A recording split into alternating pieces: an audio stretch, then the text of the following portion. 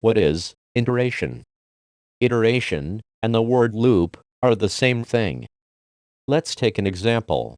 You start to write some code, a few statements to deal with. For example, changing the position of an image on the screen. So you write a few statements once, and then you figured out you have to do it again. So you write it again, and again, and again. As you can see, it can get pretty tedious. So rather to write it out several times the same thing, you will like to write your statements once, and just say, repeat this, repeat it 5 times, or repeat it 5,000 times. Or, keep repeating until you told it to stop, or go through all the fields on a web page, or go through every MP3 file in a folder. So we might repeat 2 statements, we might repeat a dozen, or a 1,000. And this is what we do by creating loops. And loops is also known as iteration. Now creating loops is very easy, is not when we create a loop, is when to stop a loop.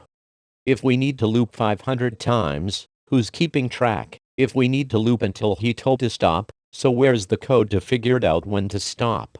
So all our loops has to have what is called conditions. They control how long they loop. Let's see how we do it.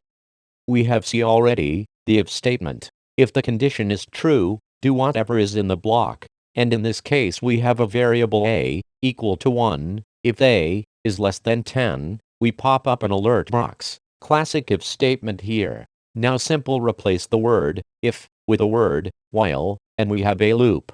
Not if this condition is true, but while this condition is true. This could have 1 line of code in this block or 100 lines. And whatever is in the body of the loop get executed for iteration, meaning every time loop goes around. So here what's happened. We set the variable a to equal to 1, and we store that value in memory. We then jump down to the while, and we check the condition, just like the if statement, and evaluates as true.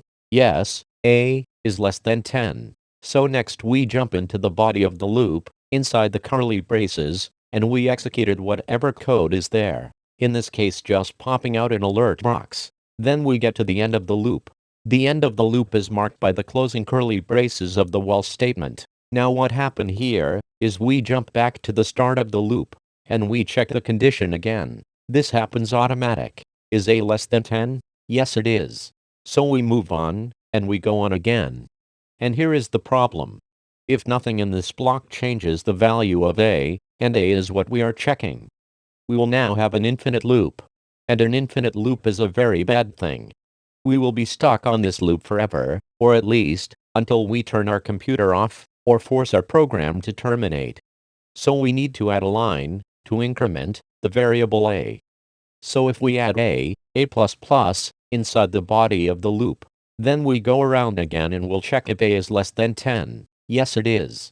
We pop up the alert box. And right before the body of the loop closes, we say, a++, meaning we add 1, to the value of a. A is now 2. We come back up, and we will check it again. If a is less than 10, yes it is, and we keep going, increment the value of a. But in some point, a will be 10.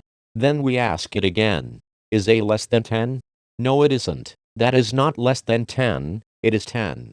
So we'll count as false. Then we will jump out of the loop, right to the end, and we move on, to execute whatever code comes after. So this while loop, is the most basic while loop there is in JavaScript, and it's common in many languages, and takes this general form. It's almost identical in a lot of other languages. But there are other kind of loops, as we'll see in the next video.